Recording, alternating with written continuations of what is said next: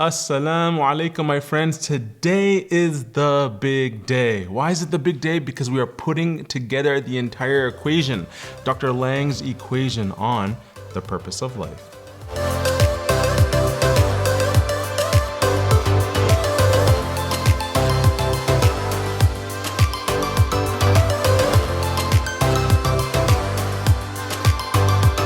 Assalamu alaikum, my friends. I'm Maraj Muhyiddin, and today we're going to round out this long series we've done on the purpose of life with Dr. Jeffery Lang. I want to show you the equation that he has come up with. We're going to walk through the steps of his journey because today is the final step. Remember, his talk began with him sharing with us his very difficult childhood. He had this amazing mother. She was a nurse, right? And she used to take care of patients in hospice who were dying, this angelic figure. But his father was an abusive alcoholic. He used to beat his mother and beat him and his siblings. Remember, he said it's a terrible thing to have to make a child decide between himself and his mother. What a very difficult childhood. And that ultimately led him to question God because he couldn't understand how a good God could allow for such suffering like he endured in his own family. And so that idea of the problem of evil, the problem of suffering, led him out of faith to atheism. Right, by the time he was in high school with his Catholic professor. So after that section, in his 20s, he got a copy of the Qur'an and he started exploring the Qur'an. And the very first story in the compiled order of the Qur'an is the story of Adam.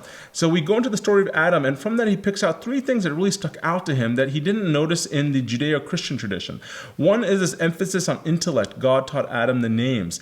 Two, God introduces the idea of the angels, the angelic forces, and the satanic forces. So this idea of good and evil and this balance between the two, which is basically, he summarizes under the bucket of morality. And three, the idea of this tree is not so much what Adam did, but the fact that the tree itself represented a choice that Adam made. And so this idea that we are now ready to make choices, and life will be a series of choices that we will make. And Adam is placed on earth to now start living out to his highest potential, and that has to come through making choices every day. So that was the first two segments of that. What he took from these two, he compiled into the three major elements that really stuck out to him from this. And the first one is, what does the Quran have to say on reason? Because he got it from this idea of intellect and morality, making choices, right? Choice. How important is choice? Do we have free choice? Do we have free will to make choices and so forth? And finally, suffering, which came from the first part, right? And for him, this was very challenging because he's thinking to himself, most people leave faith when they start relying on their reason alone. They will run away from faith.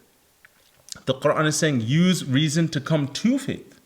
Most people will use choice to choose the wrong thing and run away from faith.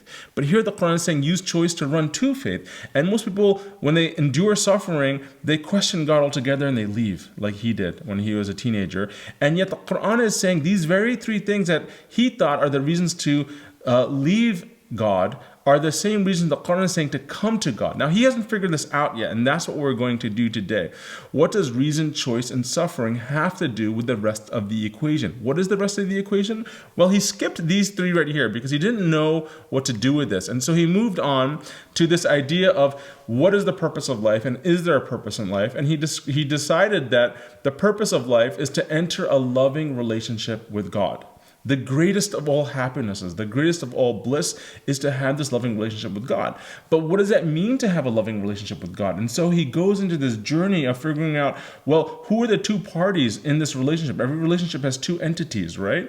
It's you and the other person, the other entity. And so in this relationship, he realizes that the relationship is between the believer and God. And what's happening between the two is the relationship. And he described the attributes of the believer. He described the attributes of God. And then he recognized that, oh, it's the similarity between these two right here, right?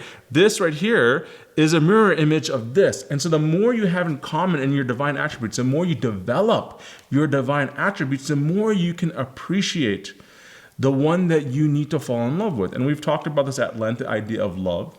How the more you know someone, the more you can love them, right? That's what I talk about in the Revelation experience. I say when it comes to the Prophet Muhammad, peace be upon him, the more you know him, the better you can love him, right? And we went through some of these conversations. I think it was episode number 14 or so forth when I talk about what is love, right? And the purpose of the role that love has to play in committing to a relationship. So Dr. Lang makes this huge discovery, and this in itself is a giant discovery. For me, this was a huge discovery that the only way I can get close to God is if I become more loving to others, more peaceful, I protect the weak, I be just. When I work on those muscles in me, it's so much easier to develop this love with God because I share the same priorities that God shares. Now, that's fantastic, but that still doesn't finish the equation, because he says, okay, you have to develop a loving relationship with God. You do that by growing your divine attributes with this idea of a growth mindset, which we'll get into after this series. But what does this side of the equation right here, right, from here to here, what does it have to do with this side of the equation over here? And how does reason, choice, and suffering bring these two sides of the equation together? If he can answer that, then this entire equation makes sense. And that is what he is going to do today. So with that kind of long-winded introduction, but now you guys are on board, let's turn it back to Dr. Jeffery Lang. So that seems to bring it all together. So now I thought, wait a minute. That doesn't explain this. Why the intellect? Why the choice? Why the suffering? I thought, you almost had me, this Qur'an. You almost duped me. You almost tricked me, seduced me into accepting this philosophy. But wait a minute. What about intellect, choice, suffering? Why do we have to experience these? Why couldn't you just programmed us to be merciful, compassionate, forgiving, etc.? Why do we have to go through all this? And then, of course, the answer came to me as quickly as I thought of it. So we are creatures, and we grow, and we become. And yes, and you could make us anything you want, but you can't contain any of those attributes I listed without these three things. In mathematics, we try, three premises that go into, proving a theorem. We try to see if we could take one of them away, and if it's essential. So what I love about Dr. Lang is that you can always see the mathematician in him, always like just kind of cranking away, trying to figure out, how do I make this work? How do I make this work? Because he is all about logic. And so what he is saying right here is this idea of a theorem, right? And he needs to test every part of this three-part theorem, right? What is that? It is intellect, choice, and suffering. And so, just to demonstrate what he's talking about mathematically, I have this camera tripod with me, and he's saying that you have three things here. You have three legs: intellect, choice, and suffering. And so what he's going to do is he's going to see, are they all essential? And the way you test if they're all essential is that you remove one of them and you see if the entire theorem still stands. And if it doesn't stand, then this is absolutely necessary. So he tests that one. Then he'll test the second one, and then he'll test the third one. And if they're all necessary, if you can do away with one of them and still stand, then it's not necessary. But if you need all three to establish this, then you know that all three are necessary. So this is remember his field is algebraic geometry. Now, again, that's way over my head. But I do remember from geometry that 3 points define a plane. So you need stability. You need to have at least 3 points to make it stable. And that's what he is going to go and figure out right now. Let's continue. And all three of these are definitely essential. For example, you could program a computer never to make an incorrect statement, but it doesn't become a truthful computer. Never heard anybody say to me, Jeff, this Macintosh is the most truthful computer I ever saw. If it's programmed, it's not truth. You could program a CAT scan to help the sick, but it doesn't become compassionate. Never heard a doctor say, Jeff, if you want to see a compassionate CAT scan, you come right over here. Right? Because all those things, compassion, forgiveness, truth, caring, love, all are born out of choice, suffering, and reason. In order to do a compassionate deed, when we consider reaching out to someone in compassion, that person, first of all, that's inconceivable without the presence of suffering, an environment where there's suffering. And when we decide to help them or not, we reason in our minds, what is this going to require of me? It's going to require some suffering on my part, some of my giving of myself. And without that mental process, it doesn't become a compassionate deed. And if it isn't by choice, it's not a compassionate deed. It's that choice that makes it compassionate. Same thing with truth. Truth is a choice between telling the truth or not telling the truth. Oftentimes we tell it when we're at risk to our own personal loss. The more suffering that might come out of that choice, the greater is the truth behind it, the greater the act of truthfulness. And all the time we have to weigh the consequences of that choice. If I tell the truth here, my teacher's going to give me an F. If I don't tell the truth, I might get an A. We weigh it in our mind. Last example, the famous wedding vow. Do you take this woman to be your wife in sickness and in health, for richer or for poorer, until death do you part? What are they asking us? Do you knowingly make this choice, understanding full well what's at stake here? That it might involve richness but poverty, health or sickness, that suffering's going to be involved until death. Once a young lady told me, you never really loved me. Because when the growing got tough, when things got hard, when we hit rock bottom, when my life fell apart, you just got up and left. And she was right. And she understood full well that that's what love is all about. It is through giving and suffering together and hanging in there with each other and not bailing out and persevering through suffering, making that choice and knowing what you're doing. All those three things are essential. So it's very easy to see why the Qur'an stresses these. For in order for us to grow in these, I dropped it, we have to have these.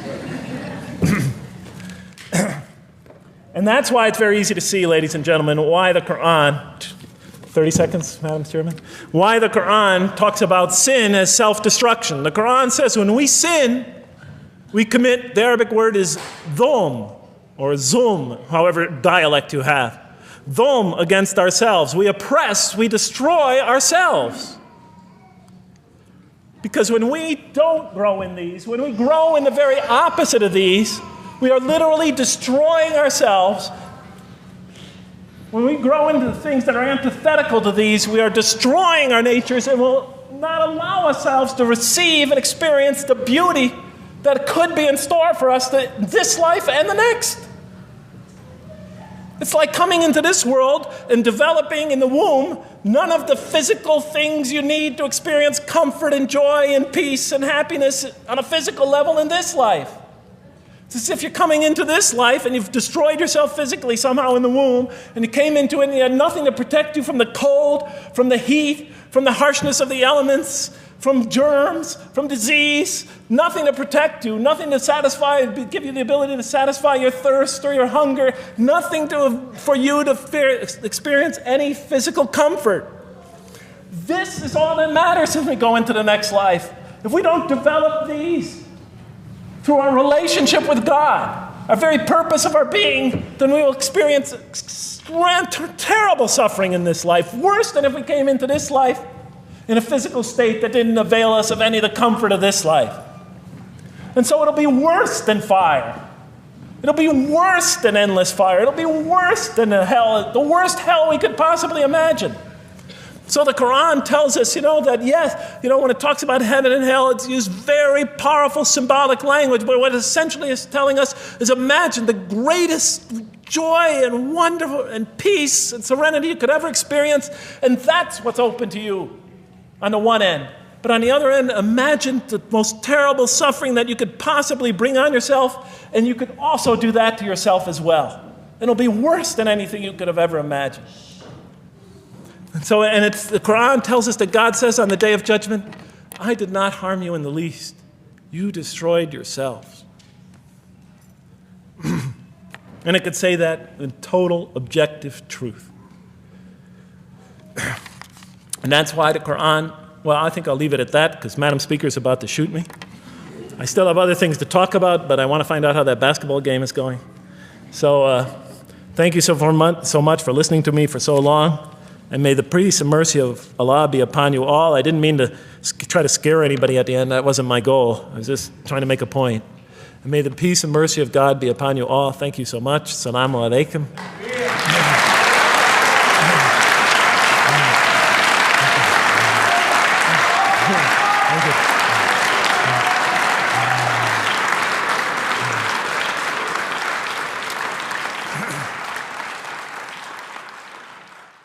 So there we go, my friends. This was the final step. It snapped in his head and he realized you need to have intellect so that you can make the right choices.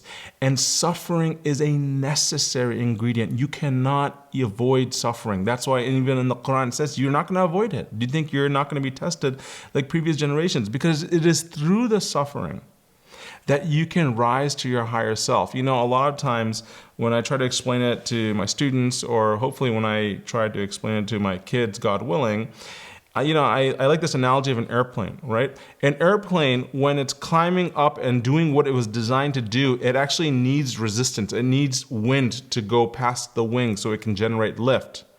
The wings don't do the wings get upset and be like, oh, why do I always have to face this strong headwind? It's so painful. I wish there was no headwind. I didn't have all this pressure hitting my wings, right? The airplane doesn't say that because airplanes don't talk. But if they could talk, they wouldn't say that, because an airplane that doesn't want to experience any resistance will always be stuck on the ground its entire life.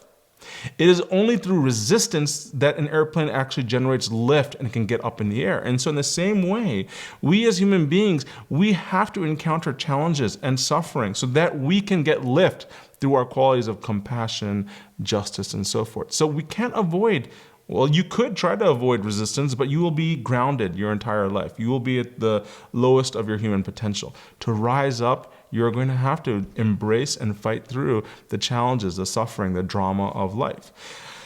So what I want to do now, since it is the last episode, I want to bring this full circle for you guys. And I want to take a look at what we started out in the very beginning when we were talking about the story of Adam in the Judeo-Christian tradition and in the Qur'an, because I think it's very important to kind of come full circle on what this has to do with us, what it has to do with you, and what it has to do with me. Remember in the biblical story of Adam, we saw that God created, the heavens and the earth in 6 days, and he rested on the seventh day. God was surprised that Adam ate from this. He was kind of shocked, wait, what's going on? I had this plan, and now you've kind of messed it up, and now he gets angry, right? He blames Eve, the woman. So the woman is the one who started this whole downhill tumble, right? And then he punishes both of them. He's mad at Adam, he's mad at Eve, he punishes both of them. And not only does he punish both of them, he punishes us too, because of what our forefathers did. Right? I think I used this analogy before. It's you're the third kid in a family. Dad's mad at the first son, but because he's just so mad, he's going to punish the second son and you too, even though you had nothing to do with it. You weren't even born when your older brother made that mistake. That's kind of the narrative that's happening here. God punishes us, and then God has to set an angel to protect the tree so this whole debacle doesn't happen again. And that's the biblical account. Again, I'm never trying to put down any tradition. I'm just trying to show you the differences between the two, because these are fundamental themes that set up the rest of the story. The rest of the Bible starts from here. This is the first step. And if the first step is setting up these kinds of themes, you can imagine the mentality of the reader reading the rest of the tradition, right? You're already feeling behind the eight ball. You're already feeling indebted. You already feel guilty. Right? You have this original sin, this burden, and it's very difficult to get out from that. You may never get out of it. And so what you're seeing is that God in the Bible has a sense of, in the Hebrew Bible for sure, has a sense of fury and anger, and he is punishing. Now let's compare the lens through which the lens that the Bible sets up for the reader compared to the lens that the Qur'an sets up for the reader, okay? What we see here is, first of all, God never needs to rest. He is omnipotent. There is no rest for God. We see this in some of the most classic verses in the Quran. The most classic of all is called Ayat al-Kursi, the verse of the throne. And it says that God doesn't need sleep. He didn't sleep nor slumber comes over him. He doesn't need rest. He is all aware of everything at all. We see that. This is one of the most fundamental beliefs as a Muslim about God, is that he is beyond anything that we can understand. Secondly, God knows exactly what he's doing. And he says it twice. There are only 8 verses in this, from verses 30 to 38, the story of Adam in Surah Al-Baqarah, the 2nd chapter. And of those 8, he mentions twice. He tells the angels, when they say, why would you do this? Why would you put man who's going to sow corruption and spread blood? He says, I know what I'm doing. And then again, after Adam tells them the names, he says, didn't I tell you I know what I'm doing? So he says twice, I know what I'm doing. There's no surprises in this. I am in charge, and everything From the day Adam was created to this moment right now that I'm recording this episode and you guys are watching it, God is aware of all of this and that this was all part of his game plan, right?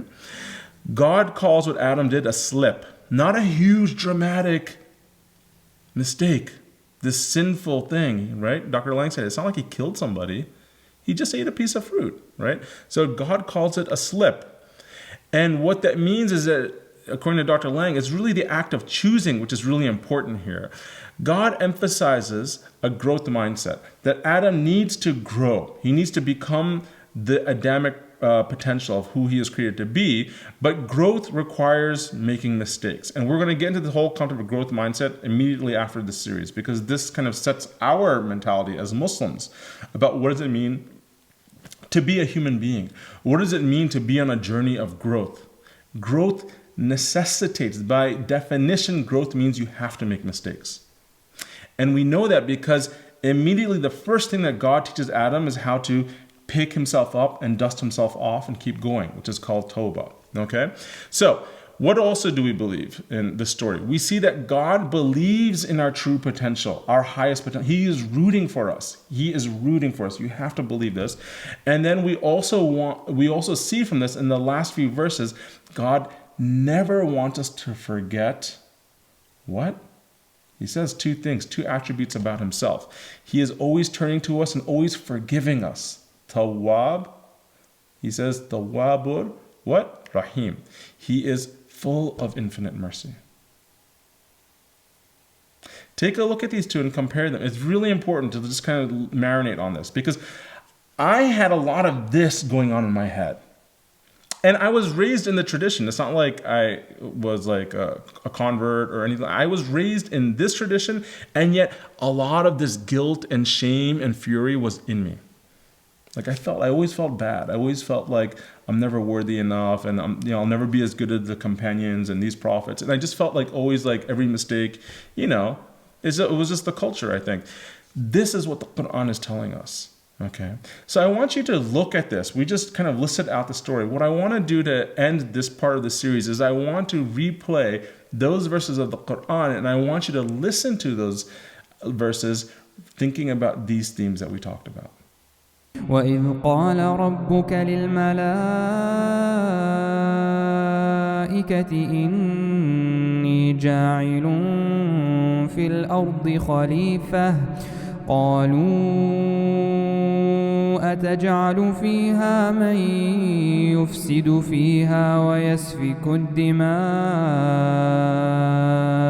ويسفك الدماء ونحن نسبح بحمدك ونقدس لك قال إني أعلم ما لا تعلمون وعلم آدم الأسماء كلها ثم عرضهم على الملائكة فقال أنبئوني بأسماء هؤلاء إن كنتم صادقين قالوا سبحانك لا علم لنا إلا ما علمتنا إنك أنت العليم الحكيم قال يا آدم أنبئهم بأسمائهم فلما أنبأهم بأسمائهم قال ألم أقل لكم إني أعلم غيب السماوات والأرض وأعلم ما تبدون وما كنتم تكتمون وإذ قلنا للملائكة اسجدوا لآدم فسجدوا إلا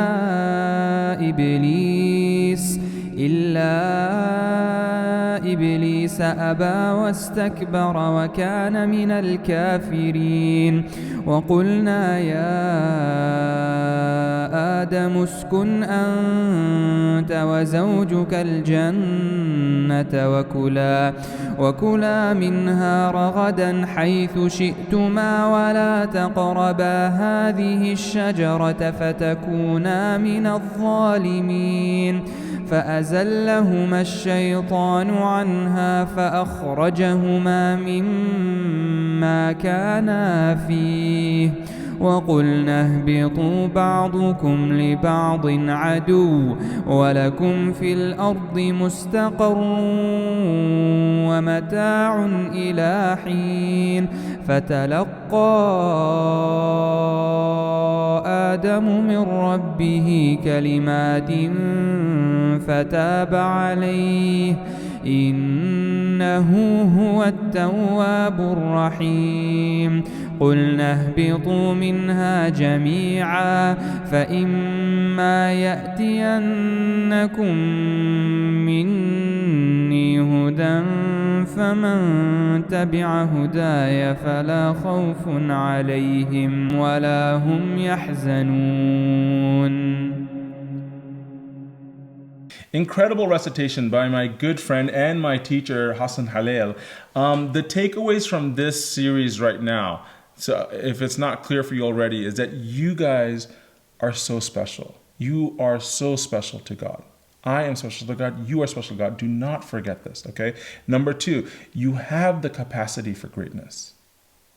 We wouldn't have had the story in the Qur'an that the angels were bowing down to Adam if it did not signify that us too have the capacity for greatness, okay? If we exercise what God has given us. Number three, don't think that God will ever give up on you. And, this is one that, I have found for myself and for other people to varying capacities, they really struggle with this. A lot of people feel like the stuff that they have done, God will never forgive, right? The way they have mistreated people, maybe they've been bad to their children or to their parents, or the ways that we have maybe stolen or cheated or whatever we have done in our lives.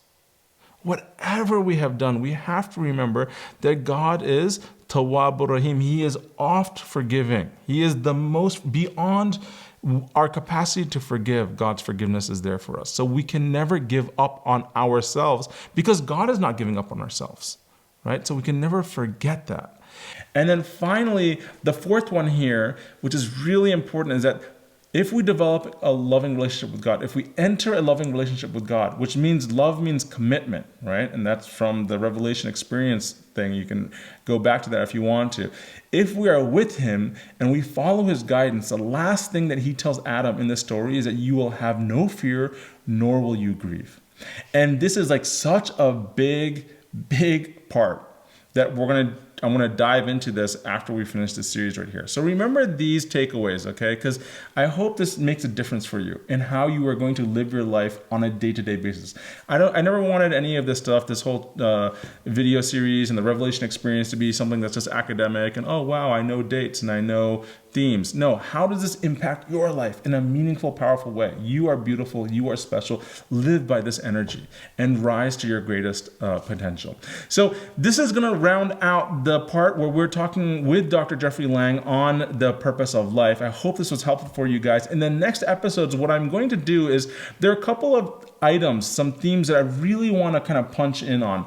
And those are this idea of suffering. What does it mean to suffer? And the fact that science now, okay, we're going to get a little bit contemporary. I'm going to show you some studies on how the science of happiness shows that our happiest moments often happen through moments of suffering, not through moments of sitting on the beach, sipping, an iced tea. That's not where people feel happiness. It's actually through the challenges of life where people have their fondest memories. We're going to talk about this idea of no fear and no grief. What does that mean to live a life of no fear and no grief? And really break down that concept. We're going to talk about what does it mean to reset, that God will never give up on us, this idea of Tawbah. Okay, so those themes, I think there are a couple more that we need to cover, and I'm going to do that in a very kind of efficient way that you guys can understand how this, again, makes a very practical impact on your life. So anyway, I hope you guys enjoyed this. Let me know how this is working for you. Please, please, please help me share this message with as many people as you can. Encourage other people to watch this. If this was helpful for you, you guys are in many ways part of this team. And it's just how well we can share this message with the rest of the world. That's going to dictate, how far and wide Dr. Lang's message gets, how far and wide the Quranic message gets, the message of the Prophet Muhammad, peace be upon him, and God himself. So anyway, thanks so much for being a part of this. I can't wait to see you guys in the next episode because we're going to get into the details of all of these topics. I will see you guys soon, inshallah. Assalamu alaikum.